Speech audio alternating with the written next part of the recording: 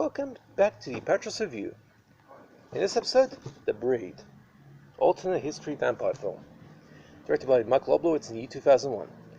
Hi there, welcome back to the Apatros review, your guide to the wild world of science fiction action and horror cinema, with me, your host, Mile Sipka. If you want to spend my name, just look at the channel name. Now in this episode, we take a look at some really weird film, The Breed, a 2001 alternate history vampire film, of what it says in the near future, but don't buy that explanation.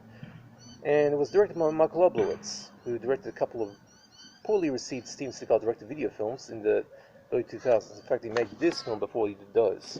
Anyway. Now, the film came out in the US on the 19th of July 2001.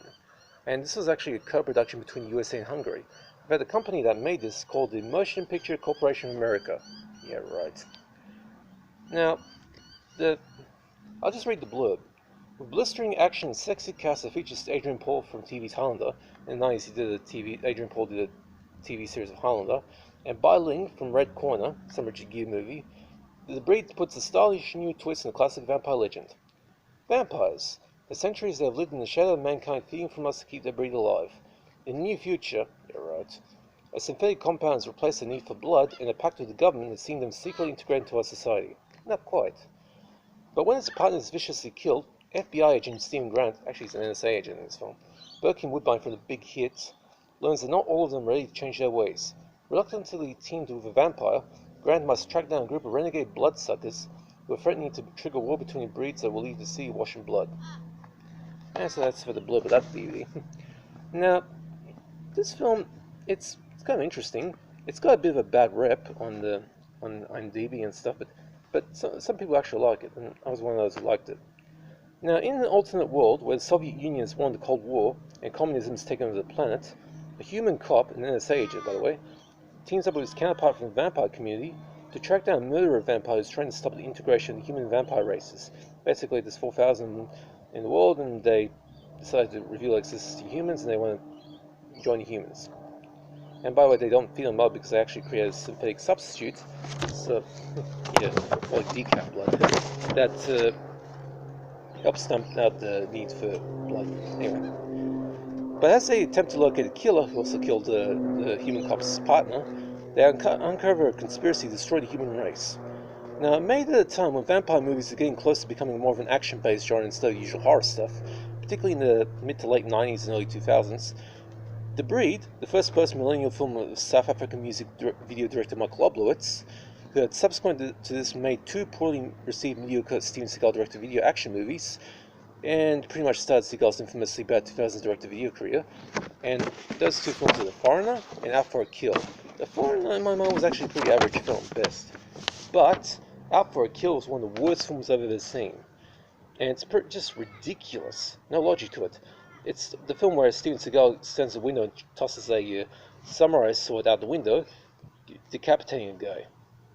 Yeah, you see it. Wait till you see that scene. Now, The Breed is not exactly first-string vampire sci-fi action stuff, but while being a modestly budgeted co-production between USA and Hungary, it had like a $4 million budget. By this point, just about half of the direct-to-video action B-movies is coming out of Eastern Europe, and a good deal of direct-to-video sci-fi and horror films also. It is, despite its flaws, still an interesting take on the vampire buddy cop film genre, not that there was a significant genre to begin with. Now, while the story, when stripped down to brass tacks, is exceedingly simple, he is driving around, almost to the point of cliche, and the sight of vampires flying through the air as if they had just watched The Matrix and figured they could try to top that in flashy combat moves, is a little hard to take seriously, although the vampire nightclubs are definitely on the wild side. Whew. Director Michael Oblowitz makes a pretty good call in basing this in some sort of alternate version of the United States of America, where communism has become the preferred ideology instead of good old-fashioned capitalism. Although I suspect the real motive behind the choice was to make damn sure that the Eastern European buildings could be explained away as being American. That's pretty much the real motive. Since what makes the film's story versatile and plausible, even if, it does also gives the film an air of bizarreness that makes it a choice entry for fans of vampire films, even if only for the weird setting. Oh, and the possible pleasure of Bai Ling's increasingly ridiculous outfits. Wait till you see the nightclub stuff. Oof. And a vampire Black Panther. Now for the gore. Being a vampire film, this does have the necessary bloodshed to qualify for the genre. Necks torn out, a vampire's arm being burned and healed within seconds, and a vampire's testicles shove, not actually shown, but, and a vehicle decapitation. Guy driving a car, hits a wall, top of the head of his, it gets cut off.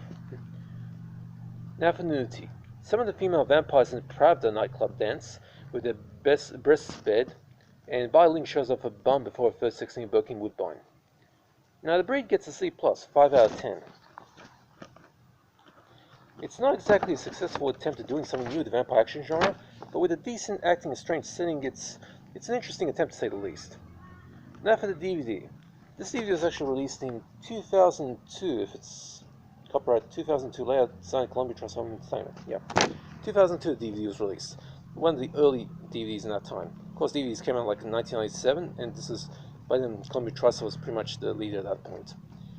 This is all the hallmarks of the early generation stuff of Columbia TriStar Entertainment's early catalog. An anamorphic 185 frame that looked great on the old CRT TV sets that were still common at the time, but when shown in today's plasma and LED and LCD high definition TVs, the grain does tend to show at times, mostly post-processing grain. The film has a bleak color palette with mostly greenish and grayish tones, but this is a deliberate artistic choice, no fault in the text. The soundtrack comes in either English 5.1 or German 5.1, both in 448 kilobytes. Both sound decent enough. There are 16 subtitle tracks on the disc, the English one having a good deal of paraphrasing going on. In other words, the writing on the subtitles doesn't exactly match the dialogue. Same meaning but different words. At the time, subtitle texts were not exactly used to their new job of writing DVD subtitles, so they were cutting corners of the dialogue all the time. Nowadays, it's pretty rare given that they're now very experienced at it. But there are some DVDs out there, some horrible paraphrasing. In fact, the worst offender I've seen was the Paramount DVD of Virtuosity, that Russell Crowe film, Virtuosity Synthetica. I'll review that in the future and I'll explain why that was a bad subtitles. In fact, there's one scene where the subtitles, they just remove a whole bunch of words and it just has a completely different meaning. When time comes, I'll explain that. So, yeah, the subtitles here, there's a bit of paraphrasing. This is common at the early DVD time, but now it's kind of stamped out. The supplement is pretty standard for the era, but whereas these things usually are behind the scenes, including the package, strangely enough, there's no behind the scenes on the DVD of the breed. Instead, there's just the usual audio yak track. Audio commentaries are a standard issue on DVDs at this time, and actor Adrian Paul on the commentary has a habit of talking too fast, and he and director Michael Oblowitz sounds like he's done a bit of heavy smoking because of his raspy voice, and it was interesting, but just Adrian Paul was talking too fast, which has its own subtitles in other languages on the disc, some by now outdated filmographies of the director main cast, the film's trailer, and some previews for other films. And those filmographies, DVDs, Columbia TriStar DVDs at the time, they used to put in standard feature filmographies and short biographies of the cast. Usually those filmographies just get out there within 6 months. So there you have it, The Breed, C+. And by the way, the film is in Australia is rated MA15+. So basically, it's equivalent to the American R rating. The Australian R rating is equivalent to the American NC-17, although you could call it NC-18. Now, MA15, for those foreigners who don't know, MA15+ means that people under 15 cannot watch the film unless they're accompanied by parental adult guardian. Over 15s can watch it without the accompaniment. Now, the film has high-level violence and supernatural themes written on it. Now, so that's it for The Breed. Now, I don't do requests, but if you want to know a particular film, or even if you want to know if I have some theme or film you want me to cover, just hit me up in the comment section. I'll let you know if I have anything coming up. Okay. Also, if you have any questions about DVDs that you would like me to answer, I'll answer that too. And by the way, don't send me any cryptic messages with links to sex sites. I really don't approve of those. Okay. Just we're on the same page. Or if you just want to say hi, that's fine. Okay. Hope you guys enjoyed that. Have a nice day out here. And take it easy, stay safe, and see you around. Until next time.